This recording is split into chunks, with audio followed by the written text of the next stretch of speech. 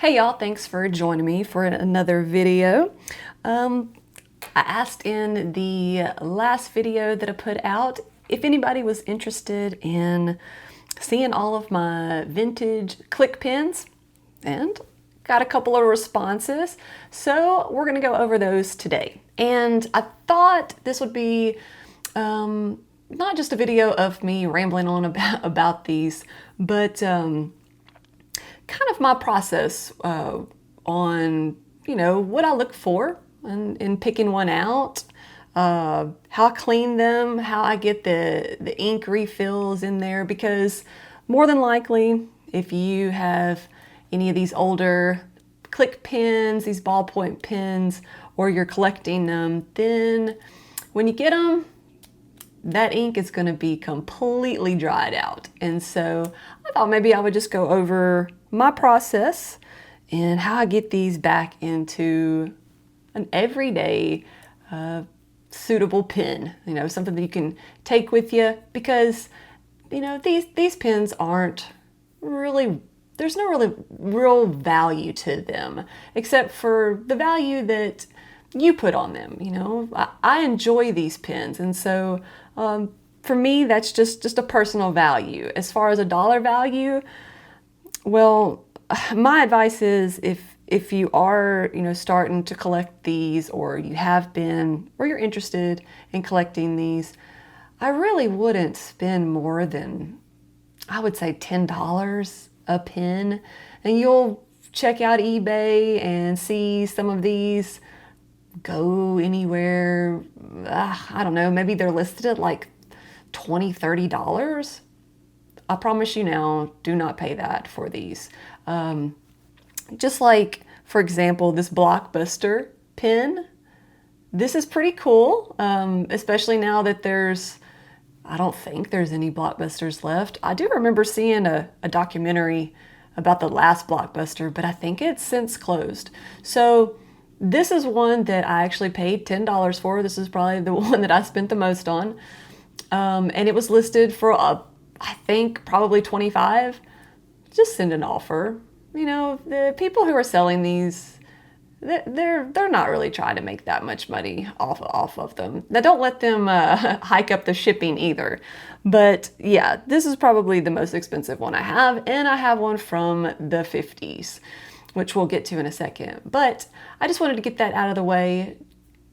Don't drive the prices up on these. They're not worth anything really, as far as, fixing them up and then trying to resell them. I mean, anybody can get the refills. In fact, sometimes the refills can be more than the pens. And I'll leave a link below on where I get the refills, so that if you are doing this, you can get the best bang for your buck. All right, with all that out of the way, I just wanted to say that, again, you will probably have to get new refills for these, because it doesn't take very long for these old ballpoint pen cartridges to dry up, and especially if they're not in use. And what you see here, all of these are going to be from 1950 to probably somewhere between the mid 70s, maybe like 78 or something like that. And one cool way you can, find out how old things are is, well, one, they may be listed. The seller may have done that for you. But another way that you can do that is if you'll look at the information on the pens. And these are going to be like old service pens, advertising pens. Those are my favorite. And so that's what we're going to be looking at here. So this one, it's got a couple of things here that you can look up. You can actually look up the company. So Automatic Equipment MFG Company. So might not have a lot of information on that. But the next thing that you'll see is the phone number. And if you can see that, hopefully it's focused and we can zoom in on that. But this phone number is only 4 digits. Now that's kind of a telltale sign from something probably back in the 50s. Then you can also, research any other information here, and on the pen itself, this was made in the USA, which most of these pens, they're gonna say that. And this one's got Atlantic written on it. Also, this one's pretty unique because the way that it works, so we'll go ahead and click that, and it's pretty weighted. So kind of have to push in on that, which is good. I would rather have it a little bit harder than too loose, because when the pen comes out, the clip here pushes up, because that's how it's holding the ink out. So if I want to close it, I push down on this. And there you go. Again, to use it, to close it. So you can also Google that mechanism. A lot of pens, these advertising pens from 1950, are going to look similar to this one, where you've got the metal back end here and then plastic color part here with the advertising information. But yeah, so this one was definitely from 1950, and the seller told me that one, but I've also done some research on it as well. Now this is one of my favorites, and the way that I pick my Click pens, or which ones that I'm interested in, it's a couple of different things. Well, one, I mean the color, like this is such a beautiful green and gold layout and design here on the back, on the metal part, that I just could not resist. To me, that is so pretty. This is probably the one I use the most out of the collection. And so that right there sold me on it. Again, I think I paid about $5 for this. I bought this one, and I think a couple other ones. The more you buy, the more that you can kind of negotiate on that price. Again, we'll look up some of these things. This Aero Cafe and Tap on 115th South 2nd Street in Cherokee, Iowa. Well, I looked that up, and the year that this place was booming the most popular, was between 1963 and 64. And the seller already had this listed being a 1960s pen, and so really got to kind of pinpoint that down on when this was probably printed up. So I would say between 1963 and 1964. Another thing that draws me to the pens is obviously if it works. Now, we're going by pictures, we're going by very limited space and descriptions, especially if you're looking at eBay. So just shoot the seller a message, ask him if it clicks in and out. And that's really all you're looking for, because more than likely, again, I really just wouldn't expect the ink to work at all. So send them a quick message, ask them if the click works, and you're good to go. Now, one thing I do once I receive the pen, we've got to clean them up. We've got to get them, basic, ready for a new ink refill. And I've got one here that I haven't put a new ink in yet, so that we can do that together. So when I first get this in the mail, I want to clean them up.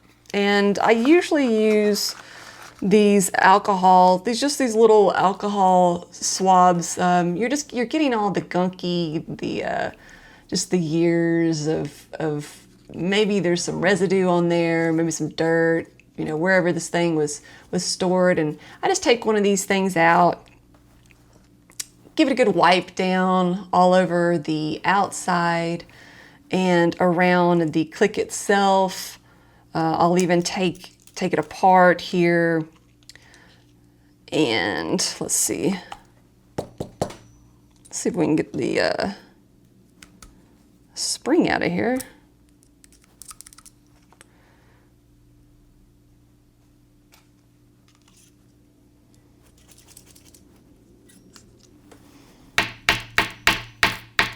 There we go. I'll take the alcohol wipe and I will clean around the spring here. Don't try to mess with the length in the spring just yet anyways.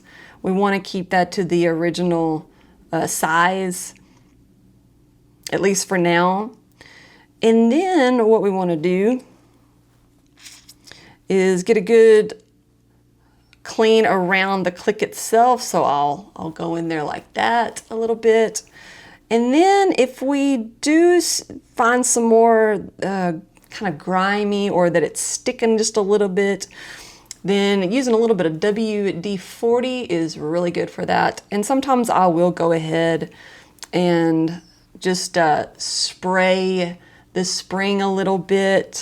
Got a little shop rag here that's ready to go. And also I will use some Q-tips so that when we need to get around the click here, then I'll give that a little spray and then kind of push that down and get that really good and clean so that when it goes into the barrel there, it's gonna lubricate a little bit more like that. And you want to get it all around here so that it goes down in the cracks and stays nice and lubricated. All right, so the next thing that you want to look at is the refills themselves. So this one, I had to do just a tiny little bit of research, because these 3 pins here, these are, all 3 of these are old John Deere tractor pins, advertising pins. And I've already got these 2 set up.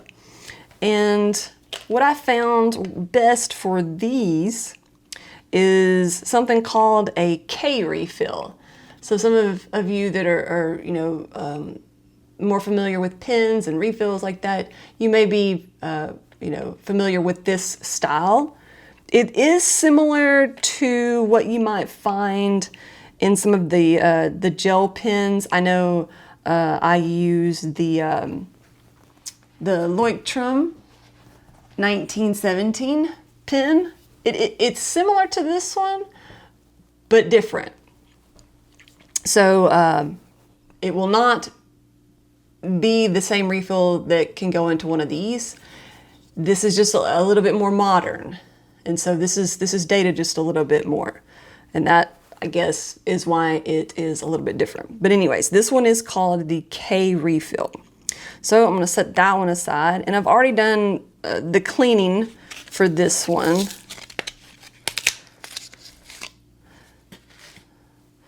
All right, so this one's gonna be a little bit nicer too. And it's the same brand. So that's what helped me out. And I tell you, I got the fine point, the fine nib for this black pen, and the medium, I got a blue one for this one. And I have to say, the medium writes a lot smoother. So take that for what you want. I'm usually somebody that likes a finer nib on things, but when it comes to the ballpoint, I don't know, it just, the medium, the ink comes out a lot smoother. So just wanted to let you know my experience on that. All right, so what you'll do is you'll take the original spring, because the refills do not come with the spring. So you gotta make sure that you keep up with the original spring. Plus, it is set, you know, at a certain length here in the coils. So I'm gonna sit that in there, get everything put back together, and it may take just a little bit of, there we go. And now you got a working pen. So if the pen, you know, wasn't coming out maybe far enough, then we would go back and adjust the spring with that. So, for example, that happened with the Blockbuster pen.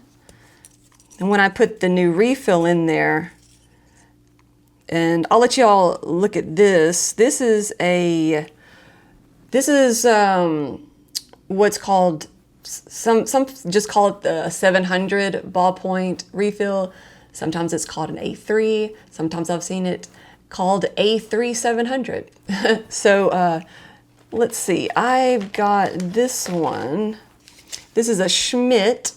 So these are really good. I got this one from Amazon, but there's some pen companies out there where you can buy quite a bit of these at a time that aren't nearly as expensive as what they have listed on Amazon. So, but yeah, this is marked at the 700. This was a 2-pack of blue. And I have seen them with all these colors. I'm gonna pick up some green and red eventually. But yeah, so this is what they look like. Now, this is what the kind of the modern refill looks like. What the original actually looked like. Let's see, I had some of those. Here we go. So here's some of the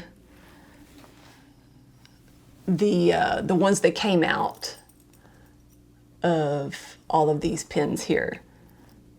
So you can see they're very similar. Obviously they have to be similar because they work, but the older ones are pinched here in the metal that stops the spring, that keeps it, you know, within this distance. And then on these modern ones, there's just sort of like a lifted ring around it that stops the spring. So, you know, if you get these and you see it like this, these refills definitely fit in there. So anyways, so I remember sticking this one in here, and maybe the spring was just a little bit off on the tip here, and so it wasn't coming out very far, maybe like just that much. So when that happens, you can adjust the spring at that point. And I sort of just take my nail and then push it in between the coals that are real tight together, and then so that just kind of stretches them out a little bit, so that you can have more resistance, and that will keep the tip out at an appropriate level, like that. And that's how I go about setting these things up. You know, sometimes you've got to clean it a little bit more. I know with these two gas station pens, I've got like a Unocal 76 Texaco. These must have been sitting in like a mechanic shop or something, because they smelled just like gasoline in an old garage. Like, it was really hard. In fact, like, they kind of still smell like it now, but I think things like that are cool as long as it's not, you know, giving you a headache or anything. But yeah, like, you know, I like cleaning them up. I like getting them back to working. I think that, you know, some of them are just like super cool looking, because they don't make pens like this anymore. You know, sometimes they get a little stuck, but you can always, you know, come back and work on them a little bit more, spray a little bit more WD-40 on them. And yeah, I mean, you've got all kinds of different colors that come with them. I'm pretty sure I've seen some that fit these in that 700 style refill, that you can get green, purple, orange, and they'll fit in here. So, you know, you can have all kind of colors. You can color match them, kind of like how people do with fountain pens to the color of the actual pen. And you know, you can go for all, you know, nostalgic brands like Blockbuster. There's some cool Pepsi Cola ones out there, John Deere, and just you know, any sort of color. I like to, sometimes I like to match them with my field notes. Whether it's the ink color or it's, you know, the actual, the print on the pen itself, just whatever, you know, whatever the mood strikes you. But anyways, that's just a little bit about the Click pens that I like to collect. There's nothing fancy about them. There's, you know, not really any value in them. It's just fun. And I like, you know, to use things that, gosh, are, you know, getting close to like 100 years old. Like even now when you're looking at the, you know, 1950 pen, you know, I've seen some in the 40s. Like we're getting closer to that being super old now. And I just think that, you know, these mechanisms, you know, were built to last. And it's just really cool to, you know, give them life again and think about all the things that they were used for, and signing and writing, and, you know, anyways, those are some things, those are some reasons why I like them so much. All right, friends, well, thank you so much for watching. If you've made it this far, I really do appreciate it. You know, if you feel like you like videos like this, then consider subscribing to the channel. It's totally free to do that. And if this was something that you enjoyed, give it a thumbs up. And leave me any sort of comments, any questions that you have about this stuff. I'd be more than happy to answer them, talk to you about it. And just want to say that I really do appreciate y'all being here. So thanks for watching another video, and I'll see y'all in the next one.